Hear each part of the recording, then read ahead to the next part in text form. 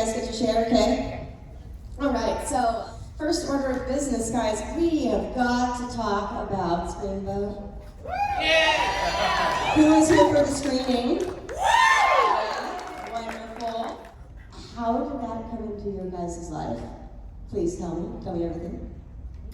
I was actually approached by Stephen and Amy like about a year before we started doing anything with it, because we worked together on the Mean One, and like we got a fun idea because we know the Willie IP is becoming free for everybody to use at the beginning of 2024. So I'm like, oh, we gotta do something with that. And we got this crazy idea for this little movie, and we want you to play Willie in it. I'm like, oh, okay, cool, because that's a full circle moment for me, because my first big starring role I ever had was back in middle school in a production of Mickey's Christmas Carol, and I played Mickey in that. So I was like, I gotta do this. This is totally meant to happen. So, and then I finally got to read the script, and I was like, oh my God, this is so much better than I even anticipated. It's just such a fun story. And it's like, yeah, I gotta do this, especially since they wanted to do the practical effects with it, and and there's like, oh, Willie's gonna be like about 2.5, 3 feet tall. And I'm like, oh my gosh, so we get to do that kind of like Honey, I Shrunk the Kid type stuff. Oh, someone's bringing his own chair. Here comes Santa Claus, Yeah. It's payback for the cold. That's what happens when you kill me. So yeah, and that's the Aristocrats. I just, Mike Levy sent me the audition ticket for my character, and then I auditioned, and I went in and did a callback with them. Mine was more traditional, like I went through the audition process, and then we had a reading, and I didn't even know you were in it. Like, I didn't know really too much about it, and then I saw you at the reading, and I was like, we might have been obnoxious. I was like, yeah. I didn't know I was gonna see you. So, yeah. It literally jumped up in my arms. I know, I hadn't seen you in a while. Amazing. All right, let's move on to Terrifier, of course. How did Terrifier come into your life? I want to hear your audition stories. I mean, I'm sure most of us have heard Damien's, but I don't know about the rest of you guys, if you even had an audition. I mostly begged. I heard there was a number 3, and I said, whatever it takes. Can I clean your car? You need a vacuum, whatever you need. And then Damien, I did a really good job with the car. And he thought, if this guy can Simonize a car like this, he can play Santa. Damien, Leone, and all that, right? That's how you get in? What? What? So to clean the car is to get in, right? His car. His car. Yeah. If you want to get in, you got to clean my car. And then I introduce you to him to clean his car. And you do my car first. Valuable information. So, I believe Gino Caffarelli, I never actually asked you, but Gino was the one who recommended me, because you were looking for actors and actresses. And Gino is? Gino is, he plays the pizzeria owner. Yeah, Jack-o'-lantern head. And Gino and I Gino and I had come out of school, and I did my first ever project with Gino, and he recommended me, and I did an audition. And then I guess the rest is history. He probably had no one else auditioning for the part. That's how I got the job. How did you come up with it? Right, how did you come up with this? That's something I've always wanted. From the very beginning. I know. I wish it was a more interesting story, because it wasn't like this lightning bolt moment where it was like, here's Art the Clown, like he came to me in a dream. It was just when I was getting into filmmaking and making my first short films, I just said I need sort of generic horror movie characters that I could take and put my own spin on them. And I loved killer clowns, but I thought there was something I could do differently, something a little fresh with a killer clown. So I said, I'm gonna take my crack at it and see if anything comes of it. And I wanted him to just be as different from Pennywise at the time. So that's why he is not colorful. Like everything, you just look at both of them, they're as opposite as can be in terms of one speaks, one doesn't. Art uses weapons, Pennywise doesn't. And then I wanted to put him in sort of this real world situation that anybody could relate to. And the first thing I ever wrote with him was, what if like someone's just on a bus in the middle of the night alone, and then all of a sudden this clown gets on, and just starts messing with this woman, and it's really awkward and uncomfortable, and it starts getting increasingly more, you know, sadistic and threatening. And I was like, I like that idea. I'm gonna kick off my short film with that. And then when I saw what Art the Clown looked like for the first time, I gotta be honest, like everybody was like, ooh, like there's just something there. You didn't know what it was, but there was something just really striking about him. You're like, that's interesting. And he was only in the first 4 minutes. Everybody I showed that short film to would say, yeah, cool makeup, this, that, your demons at the end are cool. They're like, what is up with that fucking clown in the beginning? They're like, he's too cool, like that can't be it. You gotta make more things with him. And I got that note across the board. So I said, all right, I'm gonna make another short film now that focuses solely on him, and I loved slashers so much, I said, I'm gonna go all in and make him a slasher now. And it was just, every time I'd make something new with him, it was sort of the fan base would grow, or the hype around him would just grow a little more, and it was like, all right, now I gotta get him into a feature. So it was just all these stepping stones, and he became sort of my North Star that I had to just keep following. I said, I know there's something there. Everybody keeps telling me there's something there, and eventually it just clicked.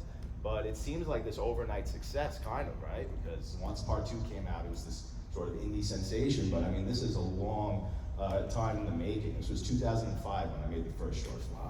So literally 20 years. Yeah, so I love telling, especially a lot of filmmakers come up to me, aspiring filmmakers. So you just have to really be persistent and believe in what you're doing, and you know things don't happen like that. And just follow your gut, follow your dream. And, you can do it. Oh, the audition? I just auditioned. Like I put in a tape for it. I think I put in a tape for her and Sienna. I can't remember, something like that. It might have been both, and then I got a call back, and Damien called me to tell me I got it, and he told me before I accepted I should watch the first movie. I remember from your audition, I love that you were eating cookies. Eating an actual and that really cookie? stood out. Yes. Yes, I do love a prop. Do you remember which scene it was that you auditioned with? I remember screaming. No, I remember what it was. It was when you're. The Monica Brown cookie? Yes, that's why Monica you're Brown, eating the cookies. Yeah. It was when we first meet her character, and she starts talking about how Monica Brown was mute. Looks like the inside of the cookie, and I was like, I have a cookie. It's a missed opportunity otherwise. Yeah. Love that. There we go. Yeah, Damien even sent me that audition of you in there. He's like, what do you think of this? And I'm like, oh my gosh, she's fantastic. It's like, cast her. She's just doing this great bit with the cookies. It's hysterical. Eating a cookie. I loved it. I was, because I had done a show way back in the day, in a children's theater show. I did The Frog Prince, and I did a whole thing with eating a cookie, and I was just constantly spitting food in the princess's face while I was talking to her. That made me think, I was like, oh, this is great. She's got great comic instincts here. She's going to be fantastic for this. So I was like, and we were right. Yeah. As for myself, y'all probably heard this story maybe a few times, but I just responded to an online notice on Actors Access for a tall, skinny guy with experience doing comedy or physical comedy or clowning, and it went in, and I didn't have a script or anything like that. I freaked out. I'm like, oh no, you don't need one. Art doesn't talk, and they're like, just improvise a scene where you're happy about decapitating somebody. And I had to just improvise a scene like that. You can see it online, and it's kind of weird. I ended up halfway through it, like not liking the taste of the guy's blood, so I took in a salt chip and started seasoning it. Liked it. I guess that's what got me to roll. Wasn't my roguish good looks. So. I was eating cookies while washing Roebuck's car, and instantly was cast. None of these things are actually true. Just a normal audition in my garage. It is interesting because I was working on a TV show in Mexico City, and I was cast right before, like the week before. And they called me and said, you've been offered this part. I said, let me read the script, to which you said, no, there's no script. And I was like, what is this fucking project? There's no script. And I was like, I don't know, guys. But then they sent me these 8 pages to test them to the writing, because I read the 8 pages and I was like, okay, this shit's funny. I had no idea what the movie was, and if I'm going to be completely honest, I didn't know what Terrifier was. And so when I showed up to do it, I showed up to do an 8-page scene with this fucking lunatic. And the next thing I knew, I was like, I don't know what the hell's going on here. But this is really fucking entertaining. And they got something happening here, which of course you already did.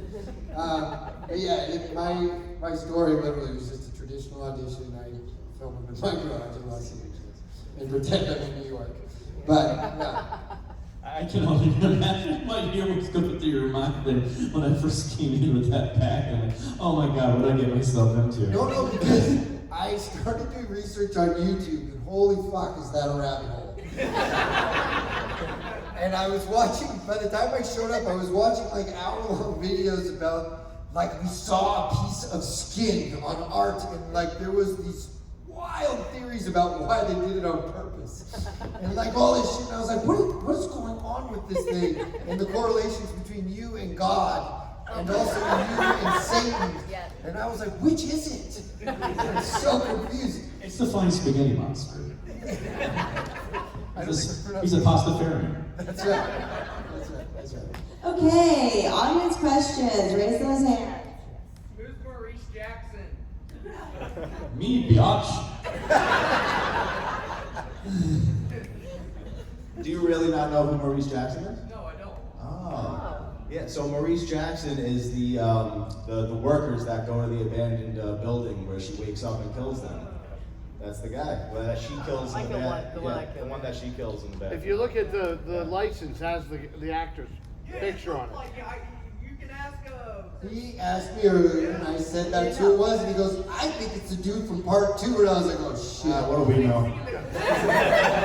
Go make a video on YouTube. You had one. Of the fan theories that are out there, which is like each of your favorites for Art the Clown's origin? Well, I know the most popular one. I don't know if it's my favorite, but that Sienna's father is Art. Yeah. But you'll find out. You'll find out in part 4. You'll find out the truth. I will reveal his origin in the next one. Anyone else want to contribute to that? I remember seeing one like years ago, and I know, of course, it's not true or anything like that, but this person had this whole thing about this guy who was like, he was a surgeon, and he went crazy one day because something happened, and that's why Art's so good at like dissecting people and all that weird stuff. I was like, oh, this is, I wish there's more to it. I can't remember it right now. I was like, this is wacky. And then he ended up being like a surgeon for a circus or something. I was like, okay, now you're getting crazy. Jehovah's Witness. I've actually never gone No, you don't YouTube know. for a whole. I'm terrified to see what's out there. I don't know. Hey, David, since you're campaigning to play the Joker in the DCU, who would you like to see opposite as Batman for you?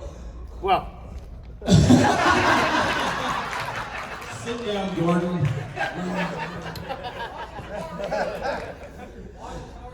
I would really like Jensen Ackles. I think he would be. He's already done like that animated version of Batman. I love this. Jensen from Supernatural. Got it. Because he does a great Batman, and I think he has a great look for the character too. So I think that would be fun. Plus, I was my favorite to do. So, but if there's ever a Harley Quinn, this is who I want. So, that would definitely put a smile on my face.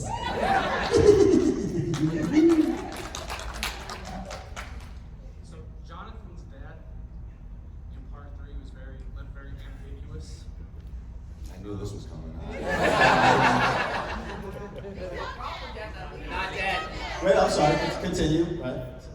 I just didn't know if that was just out of respect for his character that it wasn't shown, or if like he really planned to go back and tear him apart.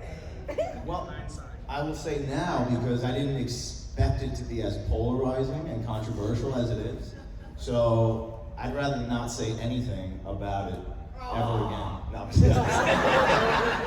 because you will get some serious closure regarding his character in the next one.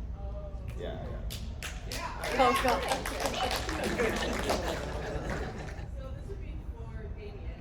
I know Friday we sort of talked on like practical effects. So out of all the ones you've worked on, what was your favorite practical effect that actually pulled off? Good question. There's been a lot of cool ones, a lot of really difficult ones. As a whole, I'm very proud of the bedroom murder in part 2. Because we intentionally went in there to try and one-up ourselves from part 1, and of course everybody who was a fan of Terrifier, would always speak about the hacksaw scene. So we said we got to raise the bar somehow. You know, so there was a lot of pressure, and it was rewarding when it worked. But I think within that scene, what I'm most proud of pulling off is not using CGI to take her arm away. So, and this is also a testament to Casey, who basically just had to hide her arm as far back behind her back. And we glued this stump to her, and we painted her arm black in case it poked out. And she could only kind of like cheat her body to a certain way to the camera. If she moved like an inch too far, we'd have to do another take. So it was really tricky to pull that off. And it looks really convincing. I'm happy about that. I love that part too. Oh, thank you. That whole scene was really convincing. You told me on one of the panels that was a puppet at the end, and I thought it was her poking out through the bed. That's how real it looked. Oh, thank you. So I was like, wait, what? Yeah, no, that was me and Phil Falcone, the producer. We built that together. We took a mold of Casey sitting down in that position when she's on the bed. And I knew this body had to wake up, but I wanted it to look, basically, I wanted the audience to know that this is not a human being. I guess that didn't work, but Nope. I wanted it to be. We're in the world now. I wanted you to be looking at this corpse and say, wow, I mean, it's so mangled that they had to resort to a dummy at this point. And then that's why, and then I wanted that thing to wake up, and you guys should be like, oh, fuck, like, she's still alive. But I never built anything that intricate. I don't know how to build animatronics or anything, but I said, I know I could turn this thing to some sort of rod puppet, like a very crude rod puppet. So we basically had a fake bed, and the whole thing was on a set. So the puppet was operated from people beneath the bed, just sticking rods like in her leg under the bed, and we had tubing, just rubber gloves in her chest that somebody was hiding under the bed and blowing into them, and it made it look like she was breathing.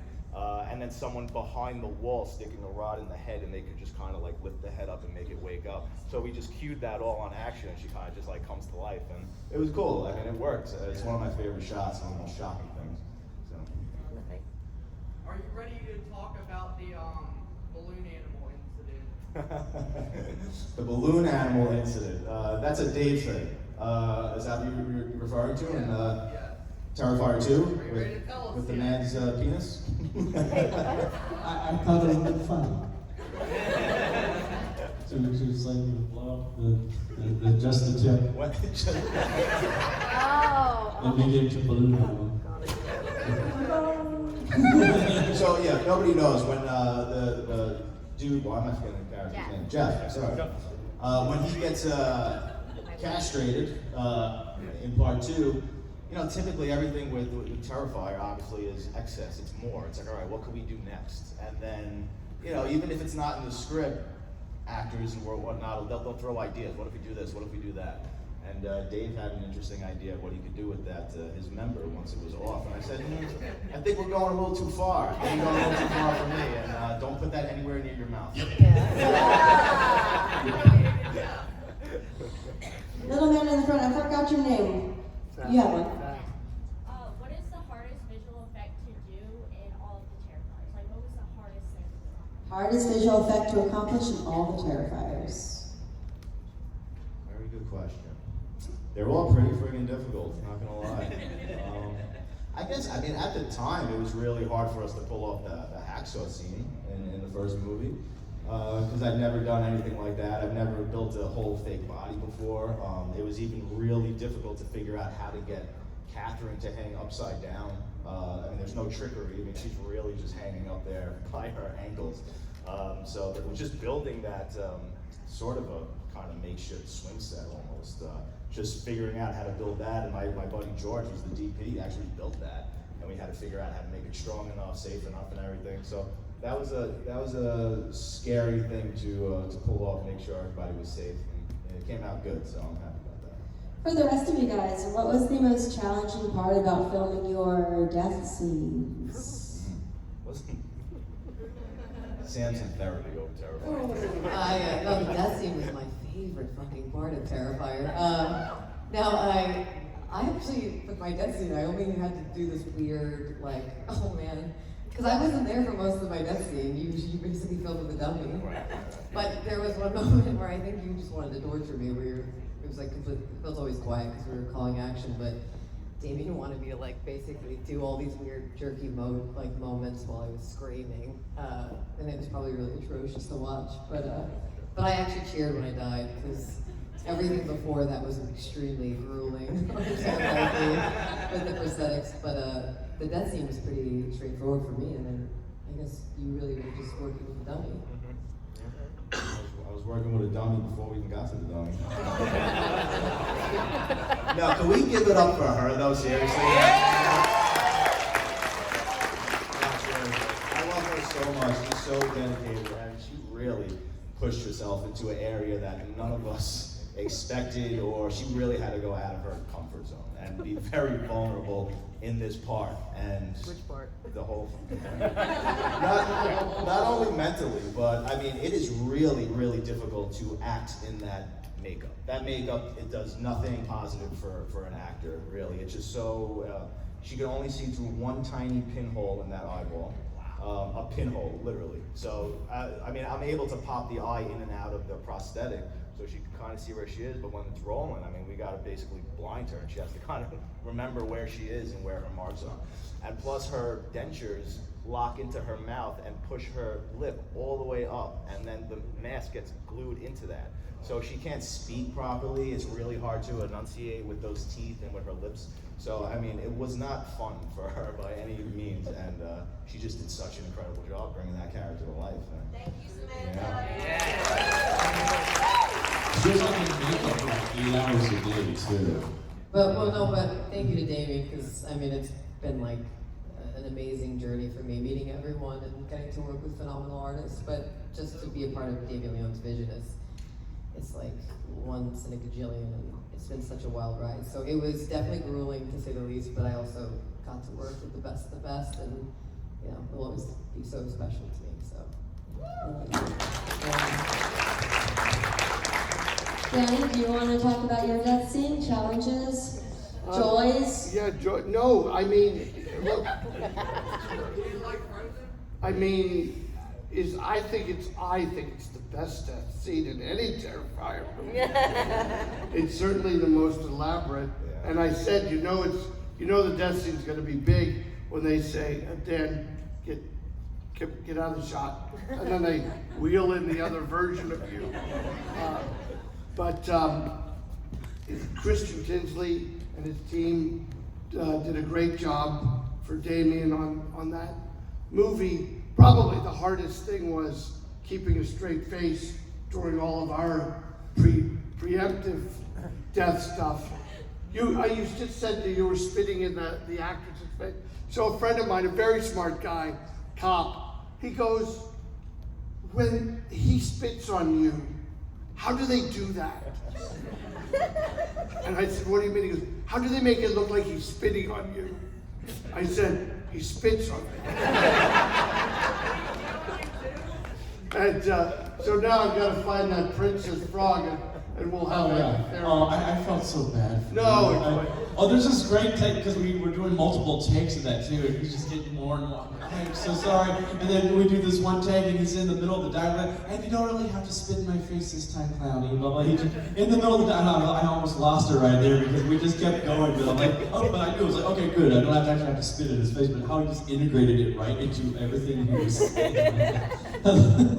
It's joyful working with David, joyful working with Bradley and Clint, and joyful most especially working with Damien. You guys should know, I've been in, it sounds braggy, and I guess it is, but I've been in 200 movies.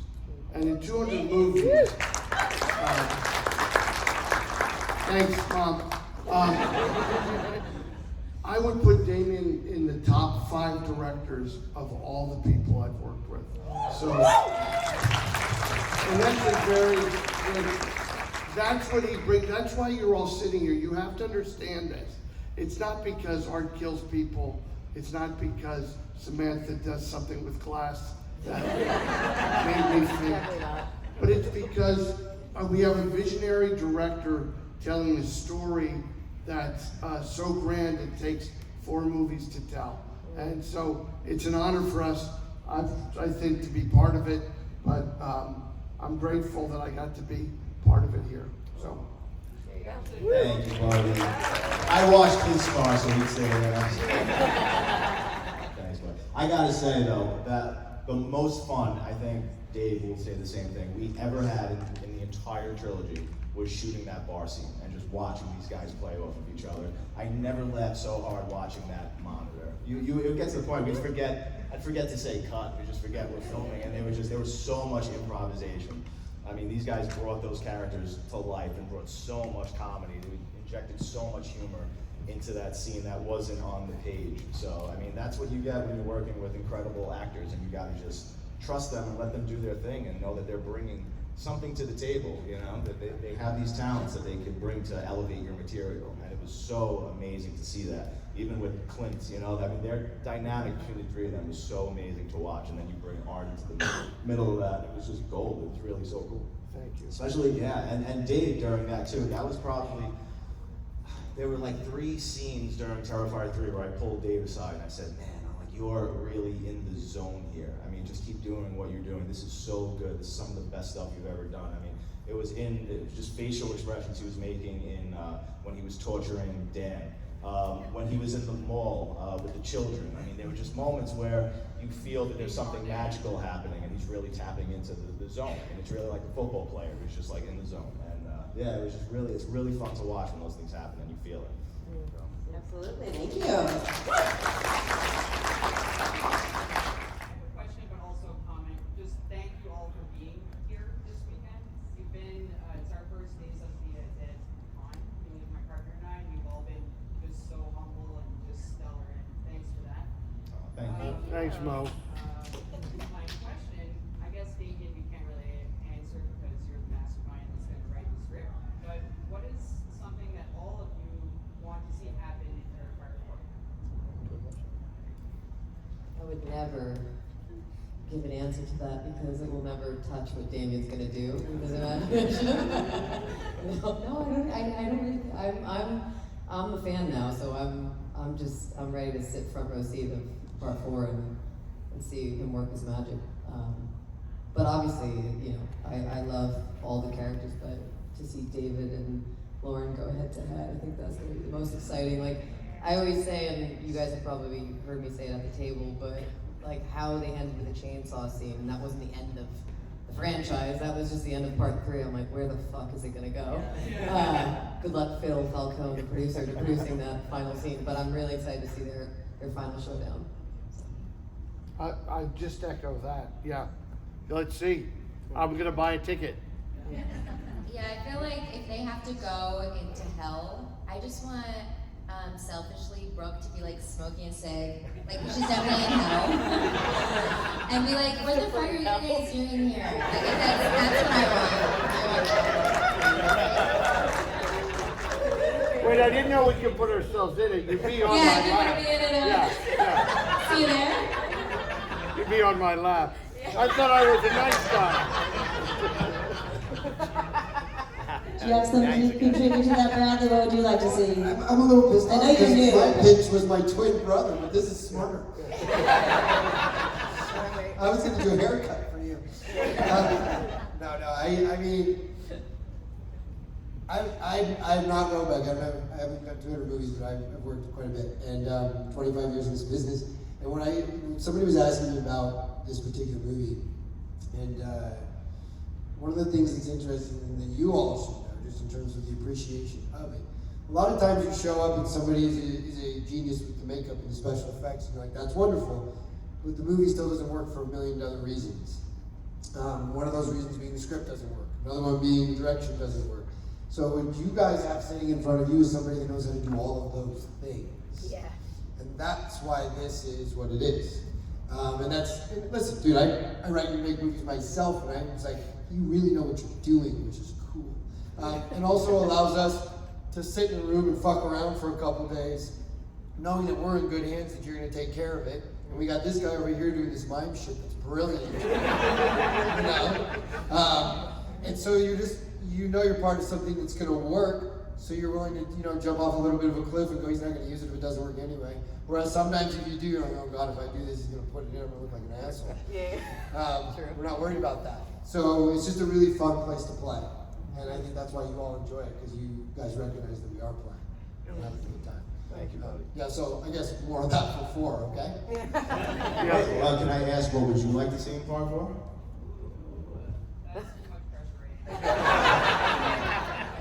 She just worried you'll steal it. Just don't fuck it up. Yeah, no pressure, sir. No pressure at all. Any questions in this section? Yes. I was just curious with Terrifier 3 having a much bigger makeup department, how that changed the experience for you because you also love to do the makeup. Yeah. Yeah, it was wonderful because that's one of the reasons why Terrifier 2 took forever to make. It took years to make part 2 because it was really just Phil and myself doing all of the makeup effects. We had another makeup artist, Alana, who was helping us out for a little bit, but ultimately it was just 2 guys building everything, and then a week at a time we'd stop shooting, go into his basement for 2 weeks, build what was coming up, and then call everybody back and be like, all right, we're ready, let's go. So that's not how you make a movie. So it was amazing to have a team now that can just go off and build everything. Well, now I can focus on every other aspect of filmmaking, which is what a director really does. He manages all these departments. I mean, every department, you have to go through everybody's wardrobe, everything that's in a room on the set design. I mean, production designer presents you with everything. What about these paintings? What about this color? What about that bed sheet? So it's a lot of work, so I was able to focus on all that, and I think because of it, it's technically the best film out of the trilogy. I mean, whether or not it's the best film is subjective, but I don't think you can argue. I think it's the best looking and the best well made, and that's because I got to really focus more with these other departments where I get pulled away too much with the practical effects. So it was great to have teams like Christian Tinsley. Well, this guy is responsible for the work on Passion of the Christ and No Country for Old Men, Westworld. I mean, this is another level of practitioner here that was just incredible to work with. So it was really cool, but I still have to get my hands bloody. So you'll see tons of behind the scenes where I'm still putting blood on like every prop, because instead of me just saying, oh, I want a little dot of blood here, I'll just go in there and put it myself. No, you literally, there were moments you were so slammed that I felt like there were moments Damien was like trying to sneak into the room with us and like touch us up, because I feel like even though you're doing many things, there's a part of you that's still missed. Yeah, good No, that part, right? It's amazing. Did you have a question?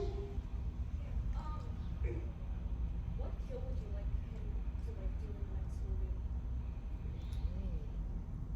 What kill would I like him to do in the next movie? Like all of you, like what would you like to see him do? Wouldn't you like to know? I can't tell you, I know what they are. Yeah, so I still have some bullets in the chamber, some really crazy kills that I've been sitting on waiting for this last one. So I'm excited for you guys to see it, but I can't tell you what it's gonna be. Do you ever change your kill plan? Like you have your set plan, your script, your kills, everything, right? And then someone says something, or you think of something, or they suggest something, you're like, actually, never mind, we're doing that instead. It depends, because a lot of these things are built so intricately and they only work a certain way. You can only improv with them so much, but other times the effect doesn't work, and then you're forced to come up with another way to make it work. So it's always changing. But like I said before, when we're dealing with the props and there's a severed leg and it's like, all right, can we do anything else funny, like or something interesting, like Dave smelling the foot after he tossing it, that wasn't in it. He came up with that on the spot.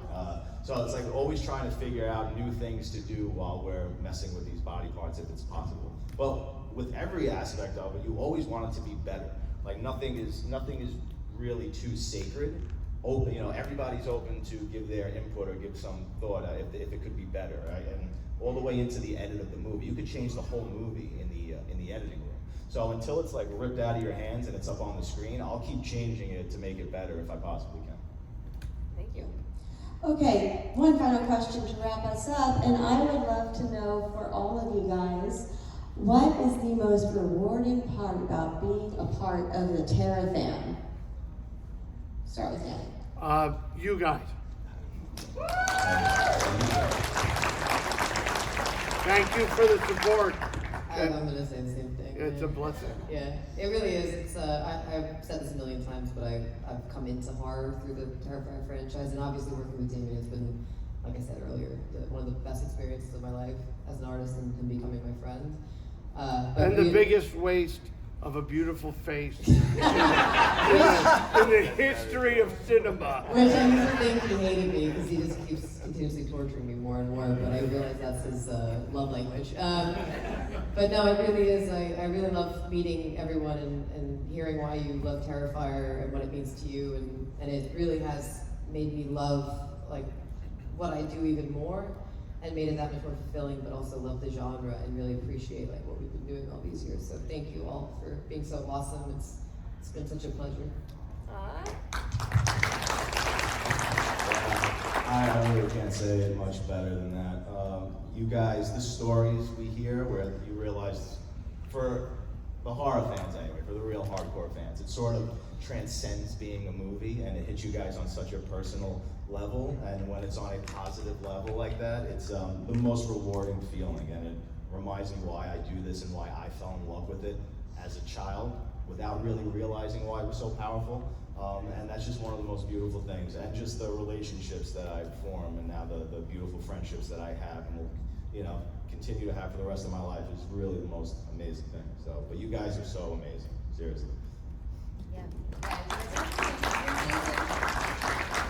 And this group of people who are now a family, we were talking about it yesterday, we're basically making our own production company with like all of them, we're just recycling because it's so like, you always want to work with talented people, but then you always want to work with good people too. And I mean, that's a testament to you guys and to your casting as well, like just the people with the biggest hearts work here, and then getting to come here because of the fans and getting to see everybody, and we see people multiple times. It means the world to us. You guys are the best. I was going to say craft services, but especially those beef tips. I'm kidding. No, it's definitely you guys. It's just been so much fun just being able to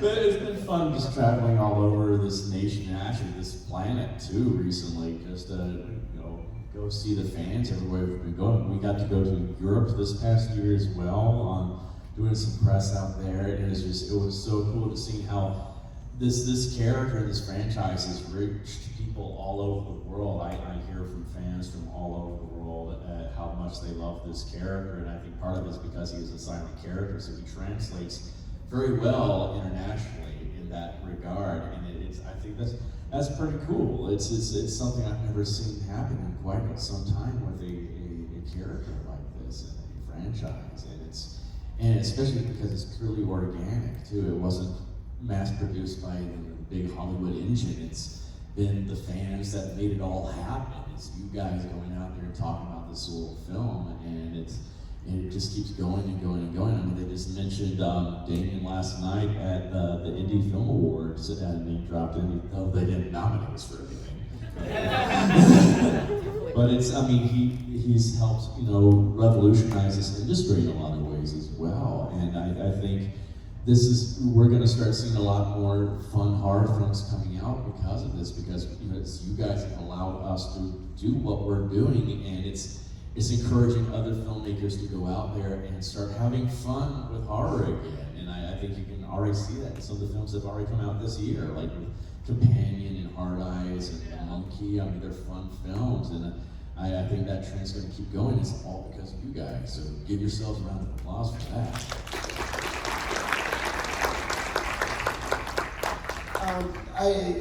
If I say you guys, it would be wrong, so it's just Dan. Hearts. Sorry. Didn't pay me to say that, but he's gonna watch my car. Actually, truthfully, I would take it maybe one step further and say, I'm new to a lot of what's happening here this weekend, and so thank you guys for welcoming me in. But one of the things that's so cool, I was talking to my wife last night about what this experience is like, and I said, well, the only way for me to sort of verse it is like outside of this place, the world's doing one thing right now, which is sort of chaos. But in here, it's like pure passion and joy. And that's pretty awesome. And it's building real things too. And I think that's because it's coming from a good place. So the feelings and the joy you guys all have about this, If I would be so bold as to say, invite you to sort of let yourself live in that place even out there, because that's addictive for all of us. And that's a feeling we all need more of. Yeah. So, one step further, you guys, this thing that you love is actually making you better people, so enjoy that too. Right? Okay, so before I turn you loose now, before we take our traditional picture, we need to bring up some very special people for a raffle drawing, apparently, yeah? All right. So, everyone, give it up for Adcast, Lisa, everyone.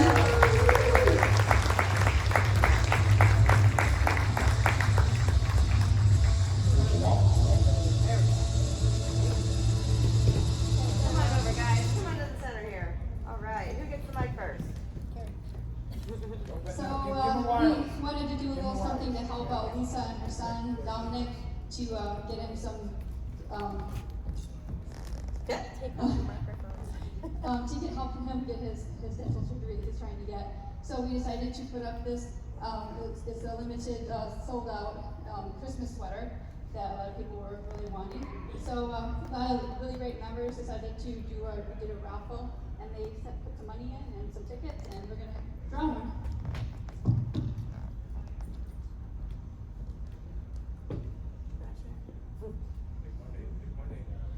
Yeah. This is yours anyway. That's a hard one. Kiona Long.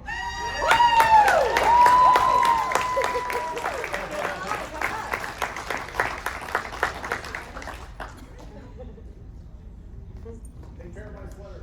I also wanted to thank everyone. I don't know everybody's names, but I see a whole lot of people that are on my son's donor list, and I don't know where we would be without you. So thank you. We love you guys. We love you guys. Sweater, and then one of the members also gave you this too. Oh. Thank you, Mom. All right, Everyone, give it up for Terrifier Cat.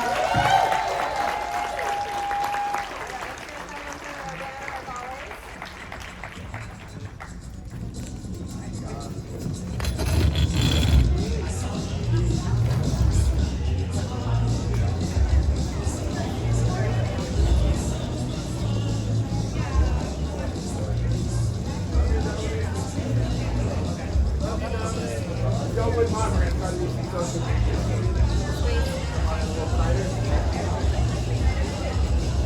We're going towards the